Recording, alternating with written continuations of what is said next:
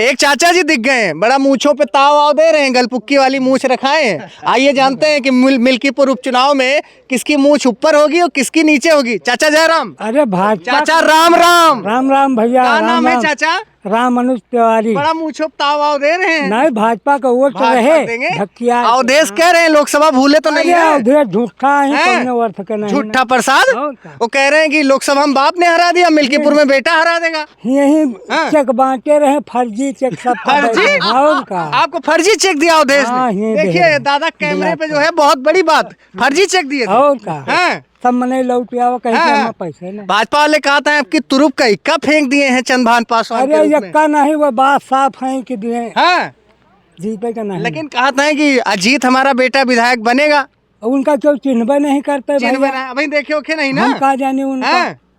ना उद्देश्य है, कब आए जीत हाँ, के 2-3 साल हो गया, हाँ। लौट के उबे नहीं। लौट के उबन आए हैं। मिल्कीपुर उपचुनाव अज्ञान किस तरफ जा रहा है? अज्ञान का ज्ञान यही है कि हाँ। इस बार भारी बहुमत से हाँ। मिल्कीपुर हम जिता रहे हैं। अरे क्या बात करें, अवधेश कह रहे हैं कि नए प्रत्याशी को दिए हम जीवन भर मंत्री कद्दावर नेता अरे हैं। अवधेश हाँ। अपने आप तो करे हैं, अपने मुंह मियां मिट्ठू बनना। तो नहीं तो कह रहे हैं अभी लोकसभा की हार भूली तो नहीं बीजेपी? लोकसभा उनके हाथ लग गई, अंधे के हाथ बटेर। अंधे के हाथ बटेर लग हाँ। गई। देखिए एक बड़ी बहस निकल करके आ रही। हाँ। तो कह रहे हैं कि हम तो सबसे लोकप्रिय नेता हैं, अयोध्या की जनता मतदान करेगी कि योगी जी वो करें? तो इस बार पता लगेगा कि हाँ। अवध का राजा कौन है। हाँ। हाँ। लेकिन एक बड़े चैनल में इंटरव्यू दिए हैं, बोले अगर बेटा चुनाव हार गया मिल्कीपुर से तो राजनीति संन्यास ले तो लूंगा। ले लेना चाहिए उनको हाँ। पहले। ले लेंगे। पहले ले लेना चाहिए। हाँ, लेकिन कहीं अज्ञान जी। जी कहीं लोकसभा की तरह यही ओवर कॉन्फिडेंस भारी न पड़ जाए। ओवर कॉन्फिडेंस में मैं नहीं हूँ, नेता हाँ। लोग भले हों। अच्छा, रामनगरी अयोध्या की सबसे चर्चित और हॉट सीट 273 नंबर विधानसभा मिल्कीपुर उपचुनाव की कवरेज के दौरान अभी हमारा चुनावी काफिला आ पहुंचा है खंडासा में। और यहाँ पर देख सकते हैं मित्रों, तमाम जो है मतदाता हैं या यूं कहें नेताओं के भाग्य विधाता हैं। तो हमको एक कार्यक्रम के दौरान ये लोग मिल गए। आइए जानते हैं कि मिल्कीपुर के मतदाताओं के दिल में क्या है और इस बार जो है इस उपचुनाव में किसकी नैया पार होने जा रही है। भाजपा ने अपना प्रत्याशी चंद्रभानु पासवान जी को बना दिया है और उधर सांसद के बेटे अवधेश प्रसाद के बेटे अजीत प्रसाद मैदान में हैं। स्वयं मुख्यमंत्री योगी आदित्यनाथ जी की भी प्रतिष्ठा मिल्कीपुर में दांव पे लग गई है और उधर अवधेश जी को भी साबित करना होगा कि लोकसभा में उनकी जीत जो है तुक्के से नहीं हुई है। उनको अपना जनाधार साबित करने की एक बहुत बड़ी चुनौती होगी। तो आइए जो है मिल्कीपुर के सीधे मतदाताओं से ही जान लेते हैं कि इनके दिल में क्या है। चाचा जी राम राम। राम राम भैया, राम राम। अपना नाम बता दीजिए। हमारा नाम भवानी प्रसाद मिश्रा है जी, मैं मिश्रा जी। ग्राम सभा जोरियम का रहने वाला हूँ। मिल्कीपुर विधानसभा क्षेत्र है मेरी। तो मिश्रा जी, भाजपा वाले भी कह रहे हैं तुरुप का इक्का दे दिए हैं चंद्रभानु पासवान के रूप में। क्या लगता है इस बार ऊंट जो है किस करवट बैठने जा रहा है? नहीं, ये बहुत अच्छा हुआ है कि ये पार्टी ने चंद्रभान पासवान जी को जो है ये कैंडिडेट घोषित किया है। हाँ, हाँ। प्रत्याशी अपना चंद्रभान पासवान जी को बनाया है, जो एक साफ सुथरी स्वच्छ छवि के आदमी हैं। हाँ, हाँ। और कर्मठ और बहुत ही बहुत ही कर्मठ और क्रियाशील हैं। वो आज नहीं, आज तो चुनाव चालू हुआ है, इसके पहले से ही इस विधानसभा क्षेत्र में काफी दिन से वो भ्रमण करते हैं और लोगों के दुख सुख में साथ रहते हैं और लोगों को सहयोग कर रहे हैं। लेकिन अवधेश जी आरोप लगा रहे हैं कि रुदौली के हैं, बाहरी हैं। नहीं, बाहरी है हम। हमारे विदेशी तो नहीं है, भारतवर्ष के बाहर के हैं क्या वो? अच्छा, अयोध्या के रहने वाले। अयोध्या के अवध क्षेत्र के ही हैं, रुदौली भी अवध क्षेत्र में है। बिल्कुल। और हिंदुस्तान के हैं, बाहर के विदेशी तो नहीं है। हाँ। तो ये तो आरोप लगाने वाली बात है। उनको चुनाव जीतने का प्रयास करना है, लेकिन जो तो है इसलिए वो आरोप लगाते हैं। मिश्रा जी, लेकिन सांसद जी के बेटे ने नामांकन करने के बाद बोला कि देखो हमें तो जो है हमारी पार्टी ने 6 महीना पहले घोषित कर दिया और भाजपा इतनी डर गई है कि आखिरी तक प्रत्याशी नहीं घोषित कर पा रही है। नहीं, ये कोई बात डरने की बात तो नहीं थी। ये उस पर मंथन चल रहा था, थिंकिंग चल रही थी, कौन बेटर होगा, कौन बढ़िया होगा। तो इस पर थिंकिंग और मंथन में समय लगा। काफी मंथन के बाद जो है निकाले हैं। काफी मंथन के बाद निष्कर्ष निकाला गया। अच्छा। बाबा जी ने, योगी आदित्य जी ने बहुत सोच समझ करके फैसला लिया, बहुत उचित फैसला लिया है। तो क्या लगता है चंद्रभानु पासवान के रूप में भाजपा ने जो अपना प्रत्याशी दिया है वो भाजपा की चुनावी नैया को मिल्कीपुर में पार लगा पाएंगे? देखिए, पार है वो पार है और हाँ। उसमें कोई दो राय नहीं है। बस एक फॉर्मेलिटी होनी है। हाँ। और पार्टी को लेकिन अतिरेक में नहीं जाना चाहिए। अपना प्रयास करते रहना चाहिए, मेहनत करते रहना चाहिए। लेकिन ये चुनाव जीता हुआ चुनाव है। लेकिन मिश्रा जी, कहीं यही ओवर कॉन्फिडेंस जैसे मोदी जी की 400 सीटें आ रही थी लोकसभा में। नहीं, वो ओवर कॉन्फिडेंस अलग था।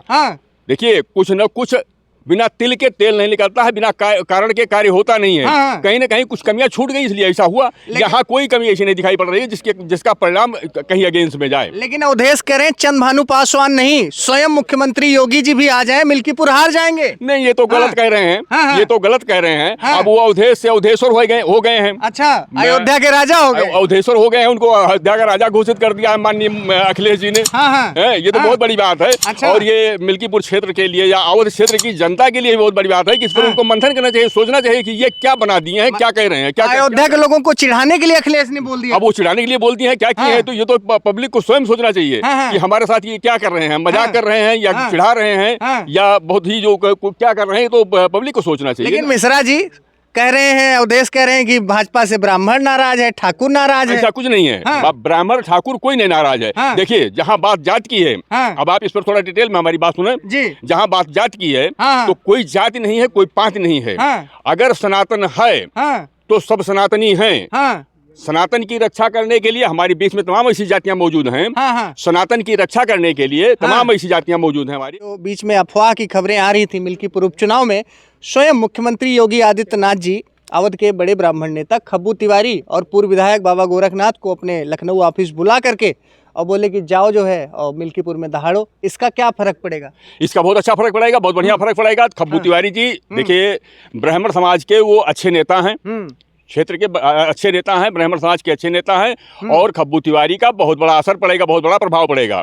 और ब्राह्मण पर ही नहीं, सारी जातियों पर प्रभाव पड़ेगा, हमारे सनातनियों पर प्रभाव पड़ेगा। और जो ये अफवाह उड़ी थी कि जो है खब्बू भैया पोस्टर से फोटो हट गया, ये अफवाह को विराम भी लग गया। भाई, एक पोस्टर में आप कितने फोटो लगा सकते हैं? पोस्टर की कोई साइज होती है, कोई उसका माप होता है, उसमें कितने फोटो आ जाएंगे। राजनीति में परसेप्शन का बहुत बड़ा महत्व है। आइए कुछ और जो है मतदाता है मिल्कीपुर के, इनसे जानते हैं। चाचा शुभ नाम? मैं श्री कृष्ण द्विवेदी अज्ञान। अरे क्या बात है, अज्ञान जी। हाँ जी। तो आपका जो ज्ञान कहता है, ज्ञान चक्षुओं से मिल्कीपुर उपचुनाव किस तरफ जा रहा है? अज्ञान का ज्ञान यही है कि इस बार भारी बहुमत से मिल्कीपुर हम जिता रहे हैं। अरे क्या बात कर रहे हैं, अवधेश कह रहे हैं कि नए प्रत्याशी को दिए हम जीवन भर मंत्री कद्दावर नेता। अरे अवधेश अपने आप तो करे हैं, अपने मुंह मियां मिट्ठू बनना तो नहीं, तो कह रहे हैं अभी लोकसभा की हार भूली तो नहीं बीजेपी? लोकसभा उनके हाथ लग गई, अंधे हाथ बटेर लग गई। देखिए, एक बड़ी बहस निकल करके आ रही, तो कह रहे हैं कि हम तो सबसे लोकप्रिय नेता हैं, अयोध्या की जनता मतदान करेगी कि